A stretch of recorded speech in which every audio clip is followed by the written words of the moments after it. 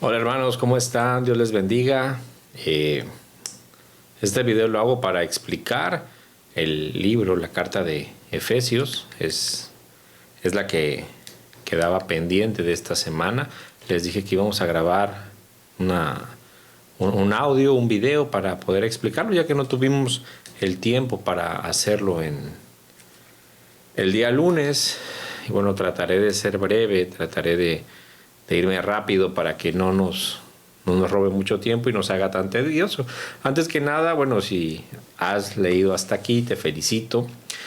Y bueno, al final una breve introducción, pues acerca de Efesios. Es este mensaje que nos presenta Pablo. Es una de las joyas del Nuevo Testamento. Pablo se toma el tiempo de escribirlo en un contexto muy particular. Esta carta no solo nos muestra quiénes somos en Cristo, ¿no? Sino cómo es esa identidad que transforma cada aspecto de nuestras vidas. Vamos a comenzar a dar un poquito de contexto, algo muy leve. ¿Cuál es el propósito de la carta? Bueno, Éfeso era una ciudad vibrante, era un epicentro comercial, una gran afluencia religiosa había ahí, estaba lleno de templos, pero obviamente estaban dedicados a dioses griegos, a dioses romanos. Entonces Pablo llega allí durante su tercer viaje misionero, eso lo podemos encontrar en Hechos 19, y tuvo un impacto muy importante, porque después, mientras estaba encarcelado en Roma, Pablo escribió esta carta con dos propósitos principales, y era recordarle a los creyentes su identidad en Cristo y enseñarles cómo vivir de acuerdo con esa realidad, ¿no? Que fueran coherentes. Entonces, la carta se divide en dos partes. La primera mitad la podemos observar del capítulo 1 al 3 y expone la historia del Evangelio, la posición de los creyentes en Cristo, y la segunda mitad que vamos a encontrar del capítulo 4 obviamente al 6 nos muestra cómo esa verdad debe de influir en nuestras vidas diarias, nuestras relaciones, nuestros grupos donde nos relacionamos. La primera mitad, la historia del Evangelio, bueno, en el capítulo 1 vemos la bendición de ser parte del plan de Dios. Pablo comienza con un poema de alabanza exaltando a Dios Padre, Hijo y Espíritu Santo. Todo esto desde un punto de perspectiva, desde la eternidad pasada. Entonces vemos cómo Dios planeó formar una familia que incluyera a judíos y a gentiles, uniéndolos en Cristo. En Él hemos sido adoptados, hemos sido redimidos y hemos sido sellados con el Espíritu Santo, quien es la garantía de nuestra herencia eterna.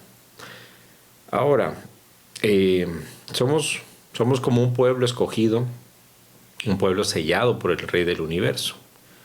Esto es más o menos lo que trata de describir el capítulo 1. El capítulo 2 nos habla de la gracia, de la nueva humanidad. Pablo nos empieza a decir cómo antes estábamos muertos en nuestros pecados, pero Dios nos dio vida a través de Cristo. No somos salvos por obras, sino por la gracia, que es un regalo inmerecido. Además, Cristo nos dice cómo derribó las barreras entre judíos y gentiles, formando una nueva humanidad unificada precisamente en Él. ¿Sí? Ahora imagínate este capítulo 2 como un muro derrumbándose, ¿sí? Que está simbolizando que en Cristo no hay divisiones. Pasamos al capítulo 3, donde la revelación del ministerio de Pablo nos muestra o celebra el misterio de Dios revelado a los gentiles, ¿sí? Cómo los gentiles son coherederos junto a los judíos. A pesar de estar en la prisión, Pablo ora para que los creyentes comprendan la inmensidad del amor de Cristo y sean fortalecidos por el Espíritu. Imagínense todo esto desde la cárcel, ¿no? Entonces vemos como ese capítulo 3 lo podemos imaginar como el Evangelio siendo como ese puente, ¿no?, que une lo que parecía irreconocible, ahora se ha unido. Posteriormente vamos a tener del capítulo 4 en adelante, la segunda mitad, que nos habla cómo vivir el Evangelio. ¿Sí? El capítulo 4 nos habla de una unidad, de madurez en la iglesia. Pablo nos llama a vivir de manera digna el Evangelio. Hay que esforzarnos por mantener la unidad del Espíritu. Y cada uno de nosotros, bueno, cada creyente, obviamente el que le escribe a Pablo, tiene un papel único en el cuerpo de Cristo, usando sus dones para edificar la iglesia y crecer en madurez espiritual. ¿Sí? Después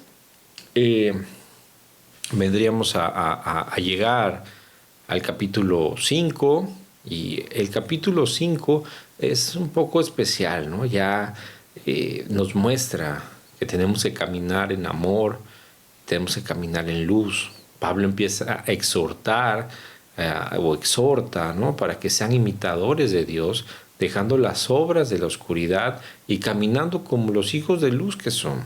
Habla sobre las relaciones familiares, matrimonios, y muestra cómo reflejan el Evangelio.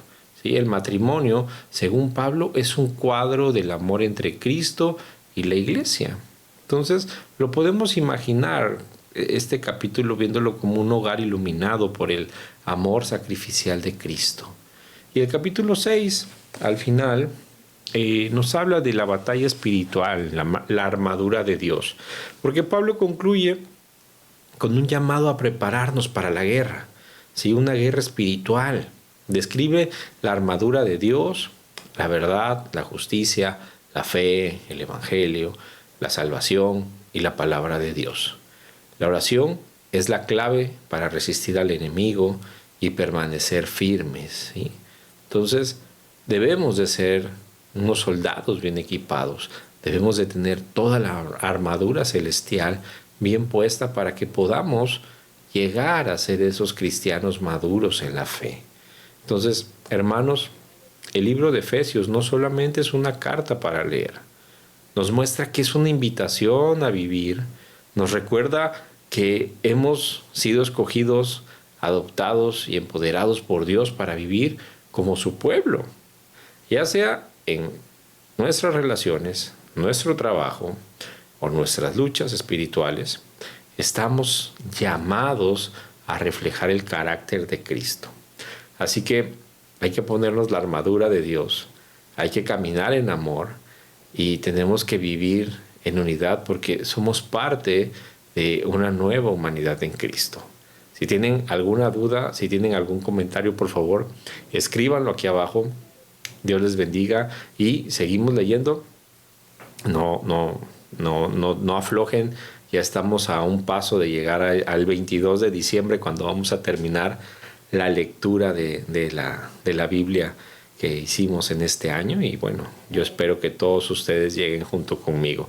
Bendiciones.